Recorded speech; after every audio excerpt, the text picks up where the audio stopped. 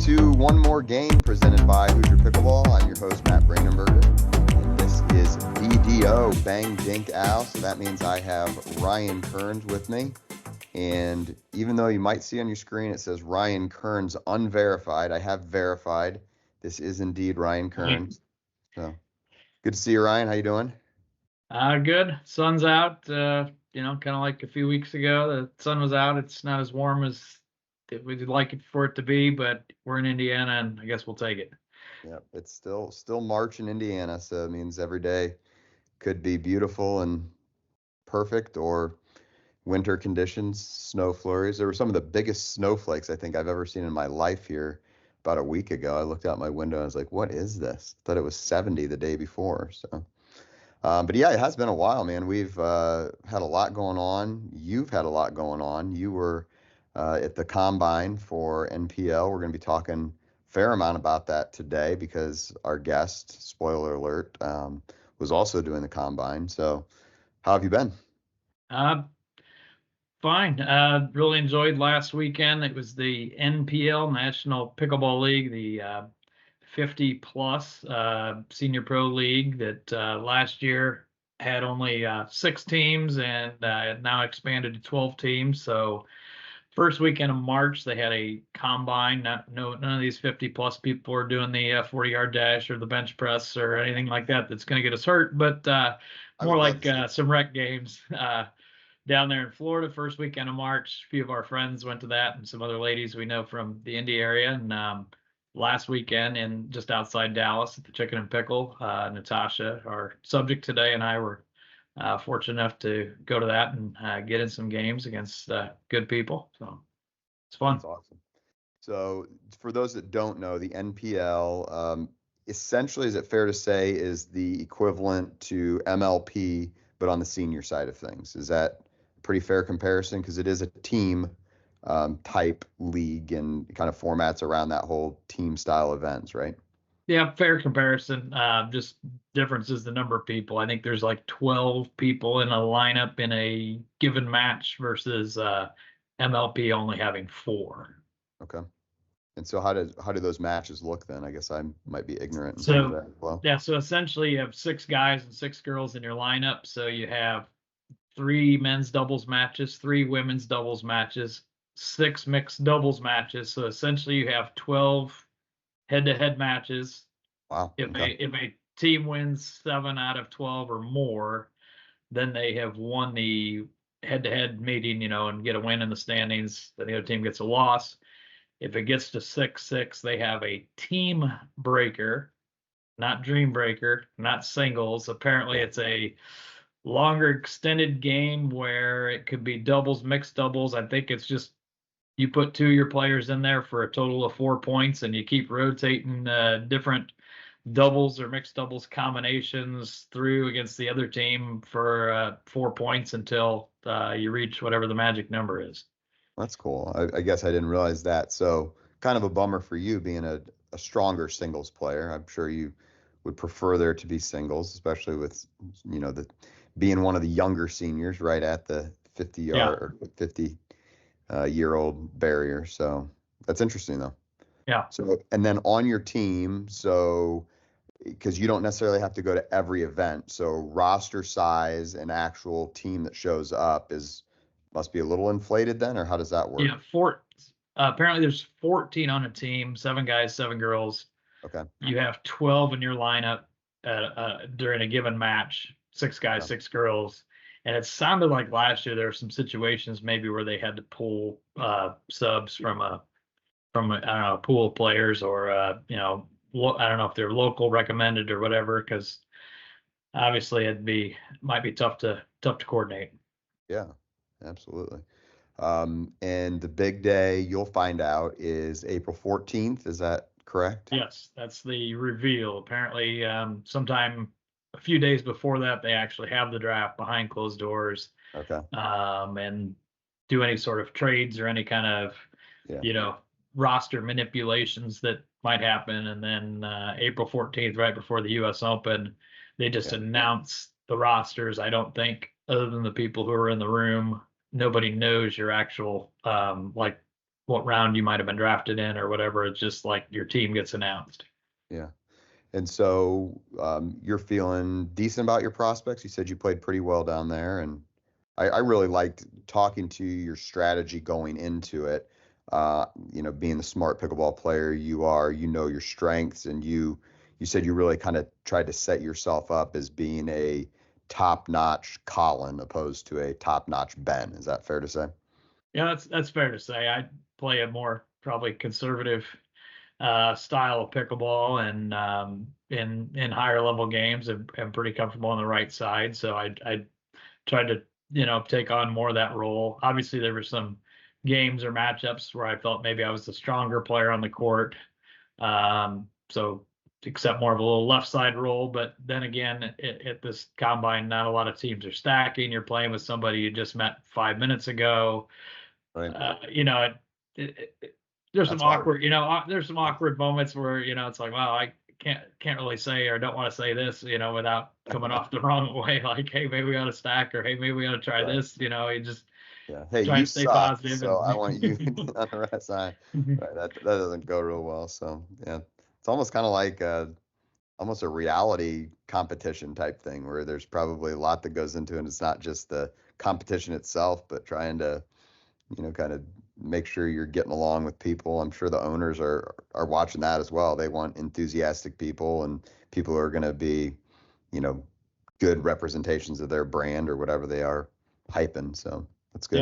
yeah, they definitely want team players, because they don't want somebody out there that, just isn't a good partner, because if that's the case, why would they pick that person if they don't think they can be a good partner? Right. Sure. All right. Well, cool. I think that's a great kind of setup for getting to talk about Natasha. We'll kind of get into talking how she did at the NPL and kind of set up the match that we did just earlier this week at some rec play that we had going on. So we'll take a quick break. We'll come back and we'll get right to it. See you right after this. Parents, your teen driver or soon-to-be driver looks to you for guidance on safe driving techniques. Drive Alive is an organization dedicated to young driver safety.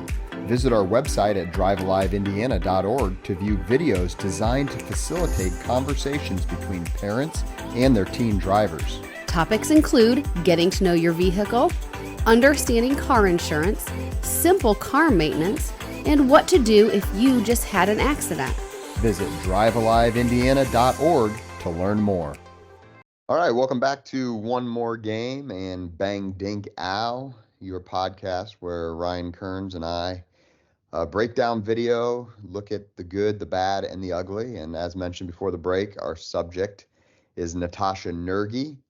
Ryan, what do you have to say about Natasha? She's, by the way, on the court. I guess I'll set it up first, and then I'll kind of ask you your thoughts on Natasha. But far side in the black is Josh Walker, and I'm in the blue ace shirt. Ryan's in the near us in the red, and then Natasha is kind of behind Ryan there in the black shirt and visor.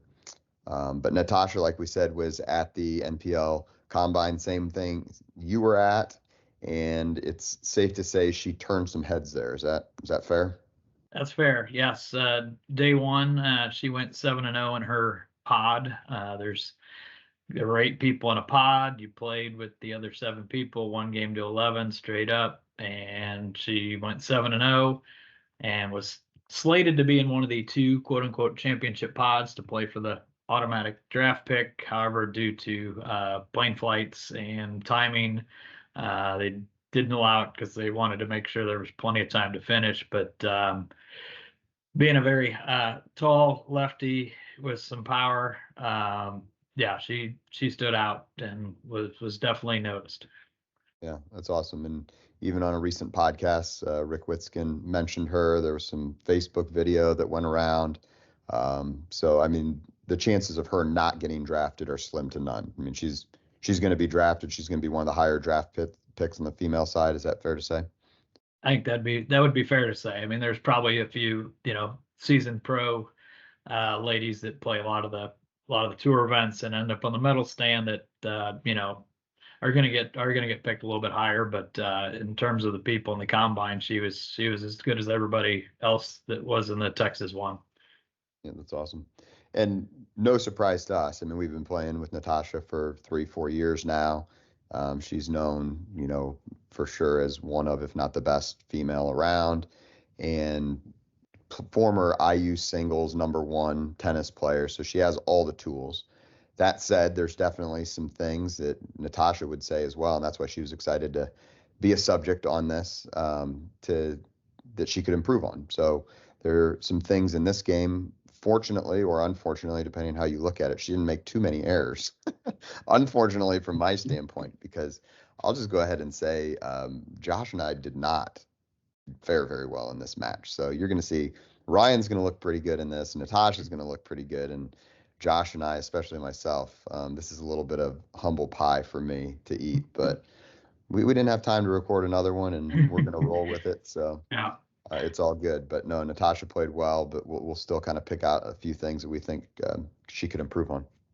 Yeah, I was glad you did the introductions there. That way you essentially did identify you and Josh over there. I was maybe going to consider you guys in the witness protection program after how that game went, and just say, oh, there's these two 4 or 5 plus guys over there that Right.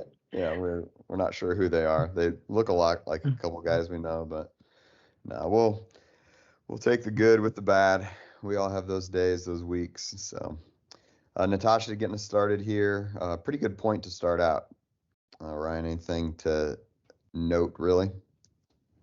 I think there was a couple early shots where she did play the ball with a backhand, and she could have played with a forehand. So that was kind of one of the things going in. Was looking at when she plays women's doubles, she is typically the alpha as a strong, lengthy player. Takes a lot of middle, takes up a lot of space out there, and it's hard to get balls by her.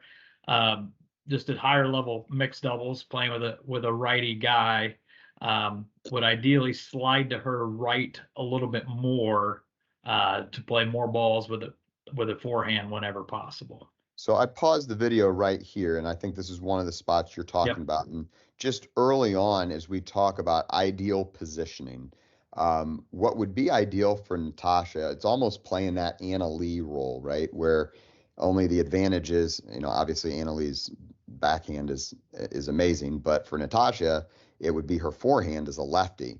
You would actually want to see her slid over a couple feet where she's literally on the line, like right foot on the line, straddling the line. What would you say there?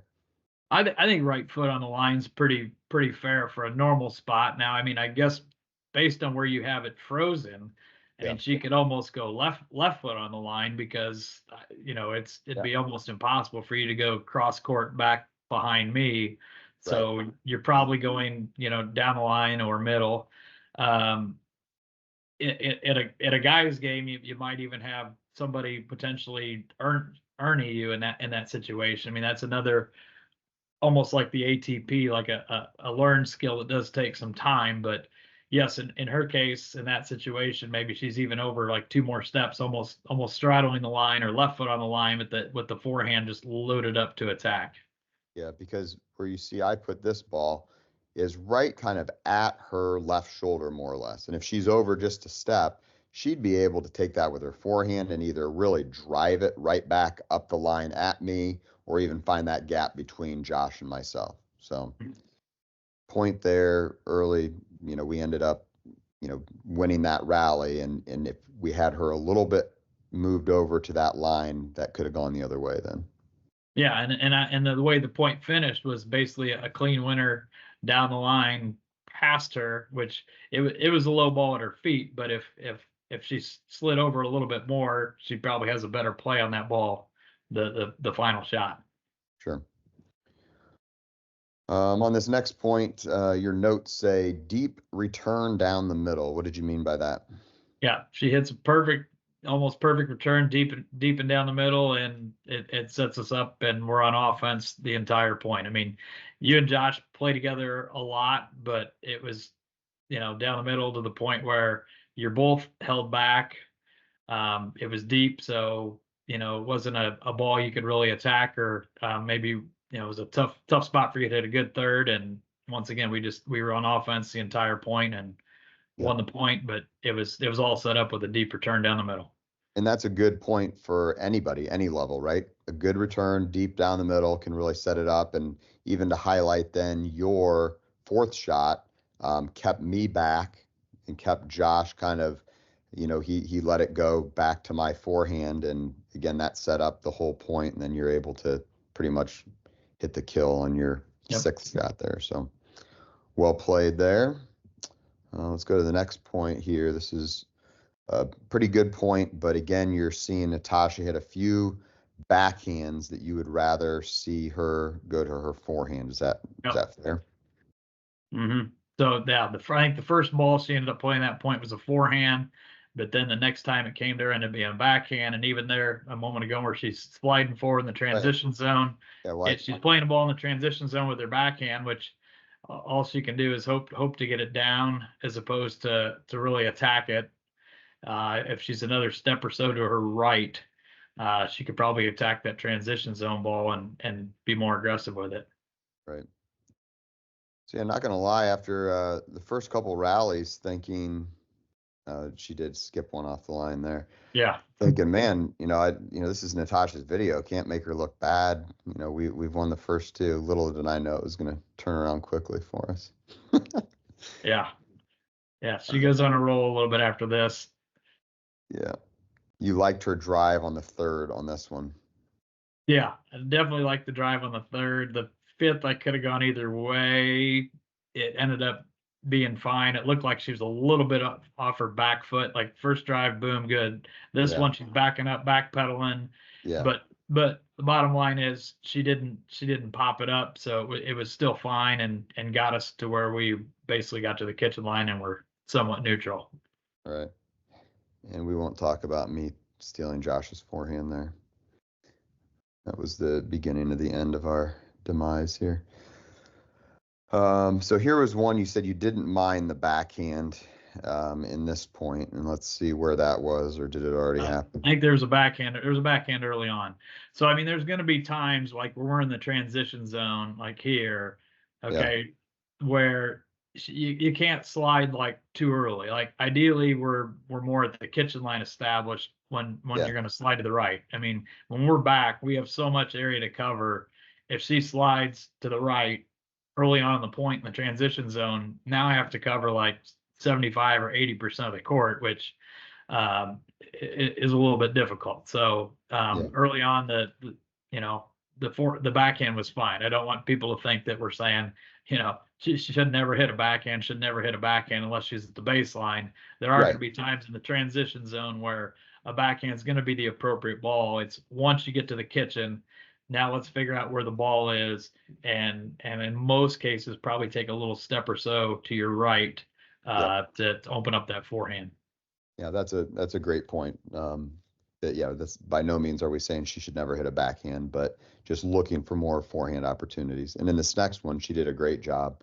I'll say she attacks both the third and then the fifth again, which ends up winning the point. And she has such a strong forehand. She should be doing more of this. And I'll say at the tournament that I played in last weekend, this is something that I noticed that's kind of that 5-0 plus level. Like once you get to like a plateau at some point of being able to slow it down and hitting the right shots, you've got to be able to really attack those mid-level balls, those ones that aren't obvious drives, but keeping them low and staying engaged in that firefight, initiating that. And she did a good job on that point. And that's where being left-handed really is going to help her out as far as a female in a mixed doubles scenario, kind of coming in poaching or looking to take care of pop-ups. A lot of females that are right-handed are going to have to play a lot of those balls with a backhand, whereas she could play it with a forehand. And then even on the second one, she did a good job of she kind of crouched down a little bit since she's a taller player to be able to better put away the ball at the end, which was a good move. A little tougher to do for tall people. Yep. And with risk and reward comes some errors. And on this point, you see here, she drives her third into the net. So the one tip that I would have there for her is, whatever it takes, either more practice and getting more consistent or just dialing it back a little bit. and knowing that you don't have to hit. It's more important to hit that ball 2 inches over the net than it is to hit it, at 100% velocity. So trying to find that right level where you're saying, I'm never missing a third. Like if I have to aim a foot over the net, I'm going to try to make sure that I get it in to then set up kind of like the previous point where she maybe hit her third a little high, but it still came back to her in another attacking position. So easier said than done, but just making less mistakes and adjusting your margin for error so that you can stay in a point. Yep. All right, next point here. Good job of moving in and looking to cut off the pop-up. So she's trusting you right there as you're hitting a third, and she was kind of hunting a little bit, which caused Josh to get pretty good shots, keeping you back, and you guys eventually lost that point. But again, we watched Natasha as you are taking the third. She's getting in there a little bit, and you like that. Yeah, I definitely like that. It especially with her big forehand sitting in the middle, it kind of narrows the window where they can push the ball back to me. Yes, after a couple balls, I finally missed in the net, but she was applying a little bit of pressure, so that like I said, the window narrowed to where they could go with their shot. Yeah. So here's some examples of where you'd like to see Natasha staying more on her forehand. So the ball comes to me, I come cross court to her a couple times, and even that one there, you're saying you would prefer this to be a forehand? Yeah. She's in a better position. Especially since it's coming from you cross court. If it was coming from Josh straight ahead, she probably has to play that a little more like straight up and be closer to the middle of her box. But because it's coming from you cross court, I think she could sit forehand just a little bit more, or sit neutral. But as she sees it coming to her, then go ahead and take another step or so to play that first ball as a forehand. Yeah, because look where she's at right now. She's hugging middle a little much, right? Yeah. I mean, you'd rather her sit a little bit closer to her line, or like you said, read it off my paddle, and she should have enough time. I mean, it's not like I wasn't hitting a speed up. This is more of a drop. Yeah. So she kind of stays flat-footed there. I mean, you see she's on the balls of her feet, but she just kind of goes to her backhand. Then if I take it slowly here, she kind of sits down on it, and then she kind of moves a little bit and then lets it bounce to her backhand. But there would have been plenty of time to slide a little bit and hit that forehand. And it comes back to her again. Comes back to her, and it went backhand again. Yeah. And she's very close. She's very close to the center line there too. Yeah, for sure. And she's stepped back a little bit off of her line as well. It's almost like we'd rather see her staying on the line, kind of loading up almost. I picture like Jackie and Jade when we play with them, like they're sitting there and they're loading up. So if that ball comes on her forehand, and Natasha does that sometimes, I've definitely hit one up the middle and she's just been ready to rocket it back at me, but kind of sit on it and load up a little bit, ready on that forehand. Yep. So it caused a little bit of an error for her then to hit it outside, and you're probably coaching her a little bit, saying and a lot of times what's going to happen there is like the ball that you get is going to dictate where she covers. Like if the ball's like popped up to you to where driving it down the line is a good option, then she'll stay a little more middle to cover middle. But like when the ball's like not up and attackable, she doesn't have to cover the middle quite as much, because you're not going to drive it down the line if it's not an attackable ball. Yeah. So very next point, after you kind of coached her up a little bit here, we do see her on her forehand for at least a couple of them. You straddle on the line. She's Yeah, you kind of blocked off the next one. I think she did go backhand there. Yeah. And I think I recognize that she's going to her forehand. And so I tried to get it a little bit into her body more. But early in the point, she did a great job. And then you can even see the fact she's straddling the sideline over there on a couple of those early forehands. That was toward the end. Oh, yeah. So here, right there, she's her right foot's outside the court. Right foot's still outside the court. but then when I get her, she kind of can't come back into the court. So that's another great point, that her feet, and that takes trust in her partner. So she has to have somebody, but at the level she plays with, she's going to have a guy over on that side that's strong enough to cover the middle. So yeah, it probably is a little bit like you talked about when she's playing more in her female games. She is more of the alpha, but she can kind of play both roles when she's, or even more of the beta role when she's on the right side. yeah. And that previous point that just happened, she went backhand again. So so I go there. Okay, so we went ahead and unwinded. I went down the line. I played the first ball. She played the first ball with her forehand, good, and then boom, got caught on her backhand. Since she went straight ahead to Josh, it would have been a great opportunity to slide to her right, knowing that I got middle, and she can slide and watch her line. Now, if she goes to you a little bit, she wouldn't slide as much, because she's going down the line to Josh.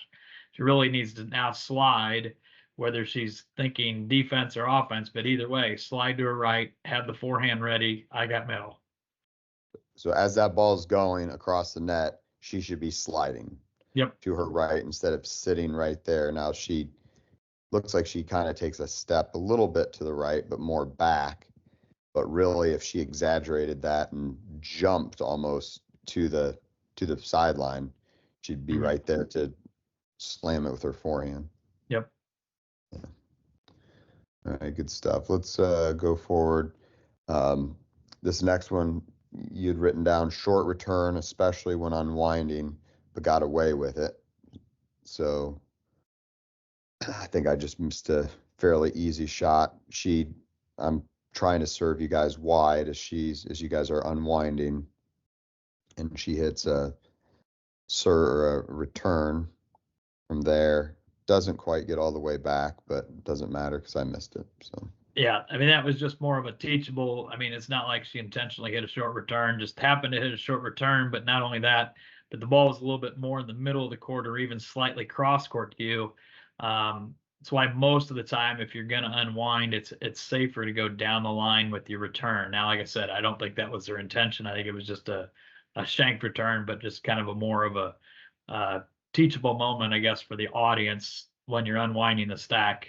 Can't leave it short, can't leave it down the middle. Yeah.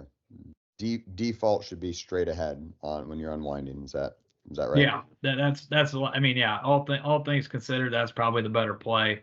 There are some variables, like maybe to avoid the person who's a better driver, or other things, but down the line does cut down their angles. All right, next one here. Good early close, good drives, and she's sitting forehand more there. So again, when she does that right, and she's just sitting, there's nowhere to go. You can't get it to her backhand. Nope. It's a nasty forehand to look. Yeah, her right foot, I think, went outside the court like initially, and her drives are really hard to read. Like if you're in the position you're in straight ahead, I mean, she can rope it down the line to your backhand, which you feel like you can't do anything about it. She can also hit it down the middle. She can hit it a little bit cross court. So I mean, Josh is also in a spot where he's got to cover two spots. You got to cover two spots, and she also just hits it hard. Sometimes if you're in the right spot, you can't do anything about it. Right, and when it clips the net, that doesn't help my cause either. No. So, but you know what? When you're hitting nice low drives, if they're playing around the net, you're gonna get some breaks like that. So yeah, especially on the temp nets at Wildwood. If you drive it hard enough, it's going over. Absolutely. And then this is the one I have nightmares about, where she comes across one. I'm sitting, not guarding my line as much as I should. And when she hits these drives, I mean, I guess she is outside the court though, so I should be more guarding my line. That's more on me. But she is so good at pulling those across her body and just driving hard down the line. That probably was either right on the line or just inside the line. Yeah, and that one was so good. Even if you're there, I don't know what you do with it with your backhand anyway. You probably end up popping it up, and she drives the next one too. Right, 100%. So anytime she can do that right down somebody's line, that's a good spot, especially since it's going to be somebody's backhand most of the time. Okay, I think that was our 1 point. Maybe we didn't see it a lot where she cut her dink with like a heavy slice, and it happened to float to Josh. Obviously, it was unintentional. She meant to, keep it a little more lower and unattackable. But there are times on her dinks where they're maybe a little too slicey dicey, cutty, as opposed to maybe flatter and pushy, Yeah. and getting more depth versus the backspin. Yeah, it's almost a strength. Like if Natasha would have been a beginner coming up through the pickleball ranks, she would have learned how to hit like not a dead dink, but just more of a very simple dink. It's like her dinks are sometimes she overcomplicates them. Is that a fair way to say it? Yeah, I would say that there's oftentimes an extreme amount of slice or backspin put on the ball, like a cut.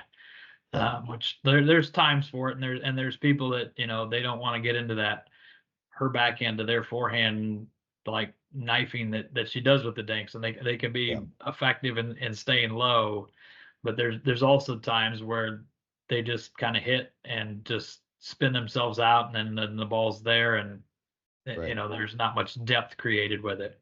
But to your point here, I mean, look at where both of your positions, you're in the transition zone, you're mid transition zone. This isn't, you're not going to hit a winner here. You're dinking the ball. Your goal with this shot is to get to the kitchen line.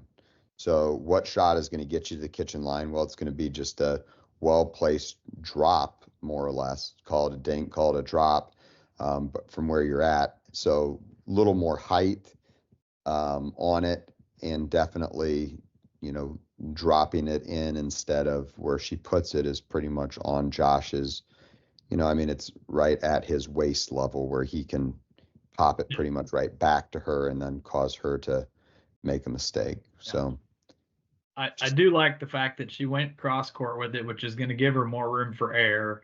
And in mixed doubles, I think most of the time the guy is going to like the ball in front of them, as opposed to having her drop it down the line, and then the guy can't really be a biggest part of the play or impose their will. So I did like the fact that the attempt was cross court. It just happened to sit up a little bit. Yeah. Another one where she has a nice drive with her forehand third. I mean, it's a little high. You see where Josh hits it is, waist level or even a little above, but it's kind of right into him, handcuffs him, gives you a shot then to get in. And then this is one you said you don't mind her. She's kind of backhand blocking it. Would just want to see it obviously go over the net and maybe a little bit more give in her defense opposed to trying to push it too hard here. Yeah, and that, like I said, that was another case where the backhand was fine because we're still deep in the court. If she's running around hitting forehands on the whatever it'd be, like the fifth shot, then I have to cover 80% of the court. So her position was fine, and the fact that she played a backhand was fine. Get a little bit higher and safer shot, which we've all missed those before. 100%. Some of us more than others. This one you said a good return, but played a backhand on the fourth. You'd want to see something a little different here on that fourth.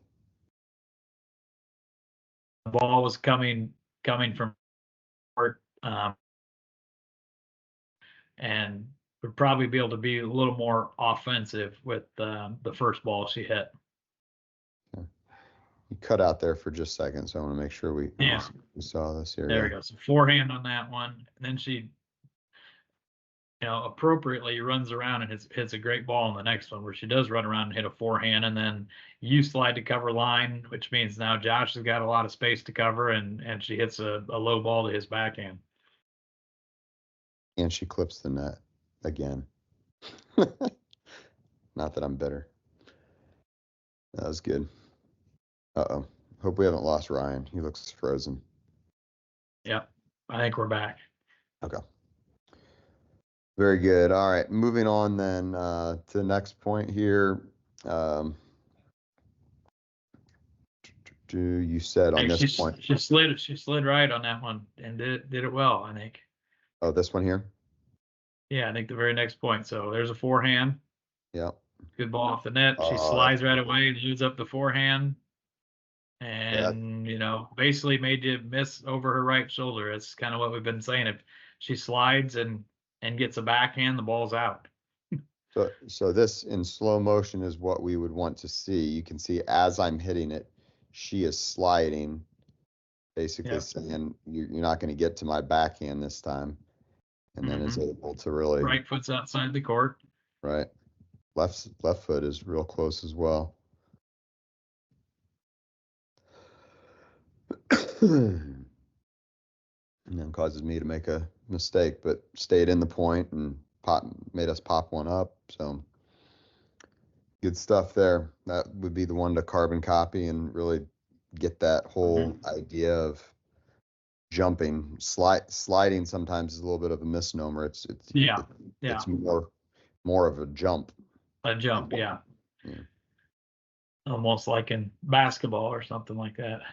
Yep.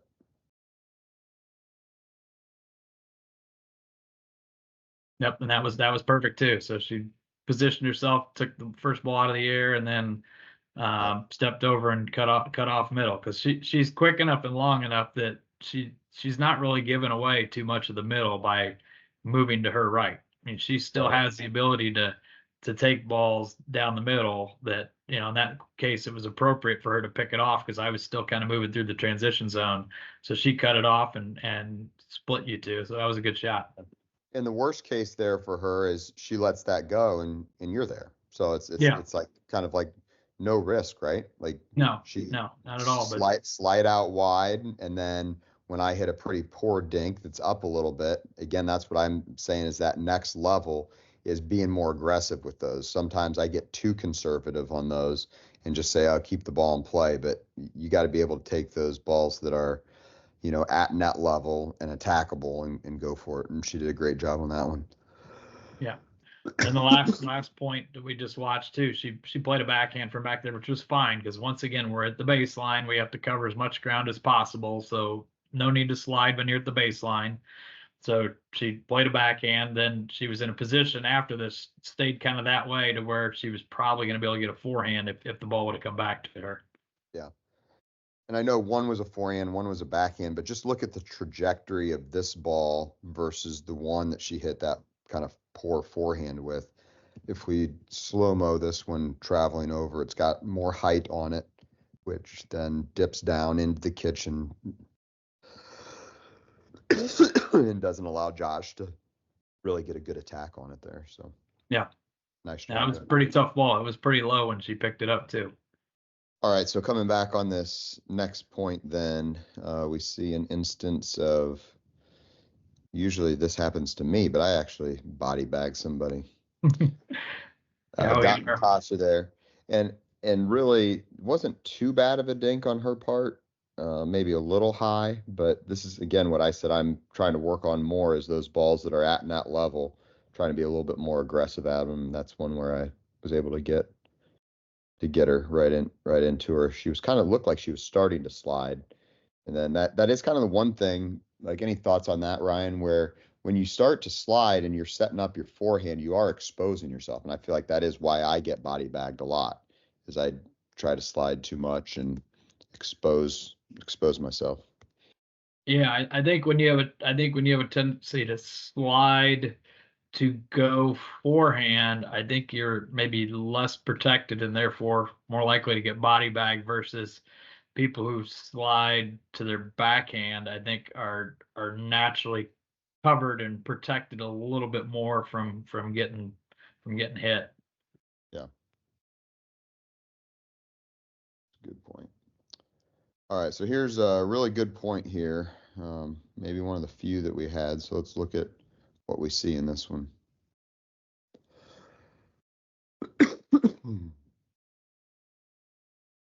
Natasha doing a nice job of being over on her line there.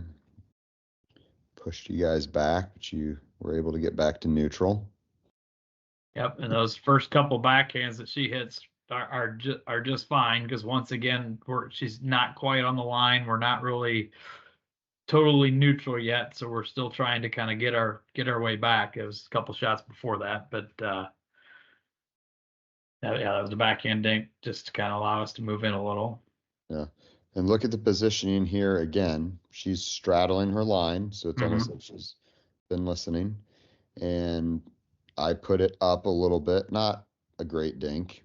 And then she's able to really jump on it, slide and attack, right between us and set up the rest of the point. So in retrospect for me, what I should have done here when I had this kind of dead dink is then gone behind you with all the space over there and just kept the point going instead of just throwing one up to either one of your back or forehands that could have slammed. Not the smart on my point part. But even though we play with her all the time, we like a couple times a game always hit a shot where it's like, she's left-handed. Like if you're hitting that ball to somebody who's right-handed, that's maybe a little bit up to their backhand, you're not going to get hurt because maybe they can't attack it or they can't attack it quite as hard, and then you leave it up and like, she's left-handed. Yeah. Right.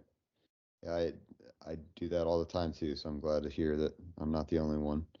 The worst is when you play two lefties, and it's like so confusing. At my tournament this last weekend, played against a team that had two lefties on it, and it's like I feel like I'd spend too much time thinking instead of just playing. Yeah, that is really weird combination. Yeah, last few points playing out here. So if you see anything, feel free. Yeah, I'm not sure. I remember seeing much from the last few points than maybe unforced errors from you guys. Right. I think we were in our own heads by now, but again, putting up dinks too high, and that was that. So not Josh and I's finest moment. All right, so that does it for looking at the video with Natasha. So kind of, I'd say the biggest takeaway that we would have for what she could work on is just that whole idea of sliding over, right? I mean, we would say straddling the line, even at times, even getting almost 2 feet off the line, as long as she is, she really can cover still several feet onto the court, even if she's almost all the way off the court. Yeah, so, I would make the one condition more at the higher level mixed doubles games, because like I said, a lot of times in a women's game, she's going to take on the alpha role, which means she's going to have to come off that line because she's going to take 60% of the court or so, and yes, she'll be susceptible to getting hit behind and have to play some backhands. But at the higher level mixed doubles games, slide to the right, get the forehand ready to defend, attack, dink, whatever. That's not to say that her backhand's not good. It's just that her forehand is so offensive that if she gets that forehand in position, she can win some points. Yep. So, and I would kind of add to that as well.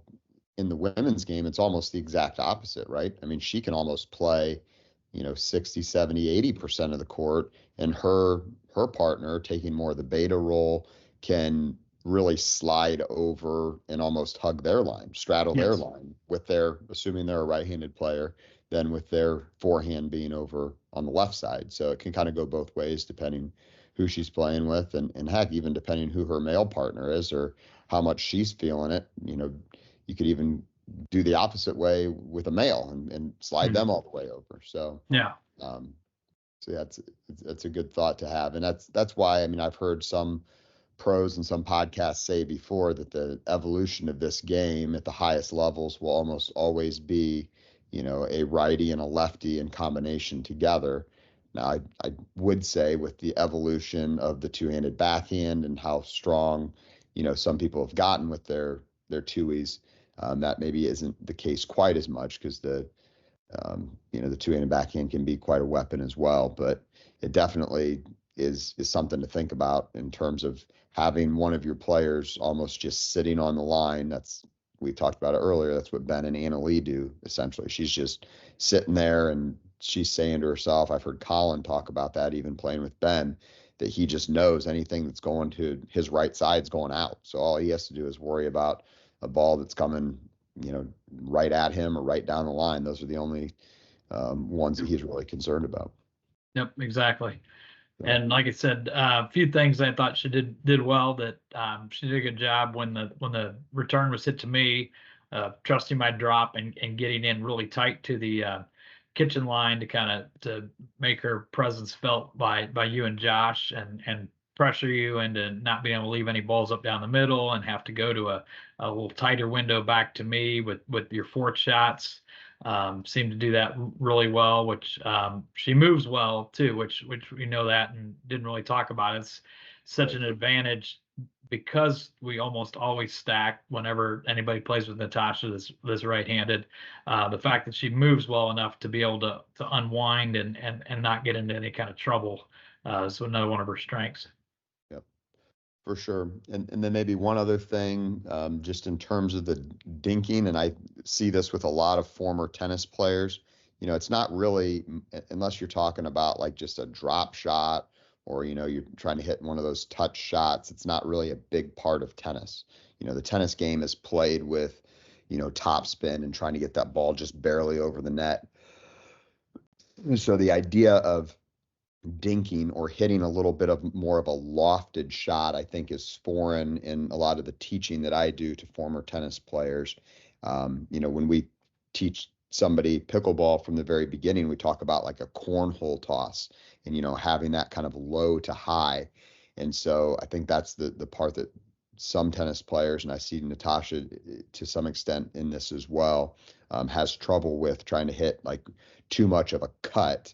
But a cut isn't always going to get down in time into the kitchen to force your opponents to hit a tougher shot. So just a little bit more loft, a little bit more of just a touch shot, and not trying to hit it so flat, would say would be the other thing to help her kind of take that next step.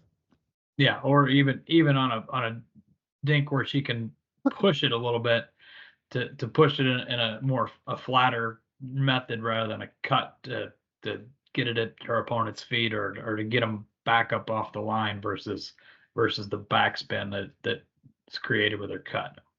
Gotcha. So instead of cutting across the ball, you're saying just pushing the ball more. Pushing, yeah.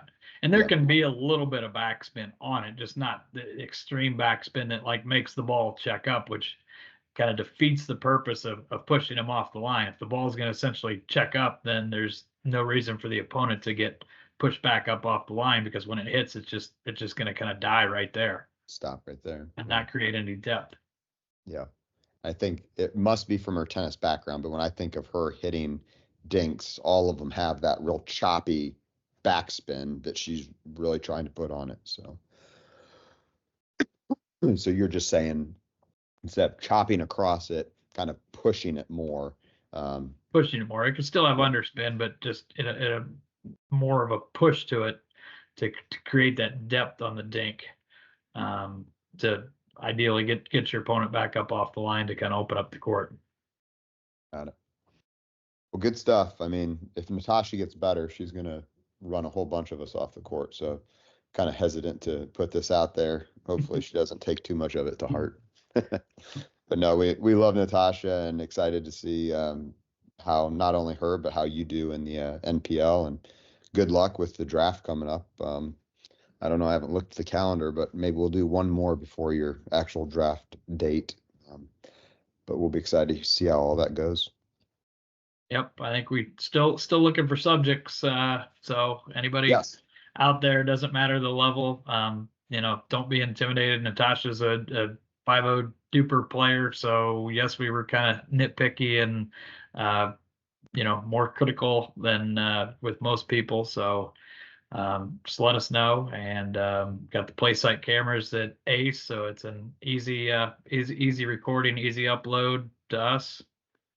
Yep, we'll come find you if you don't find us. So but yeah, send us those videos and we'll be excited to put you on our next BDO. All right, Ryan, well, thank you as always. Appreciate you.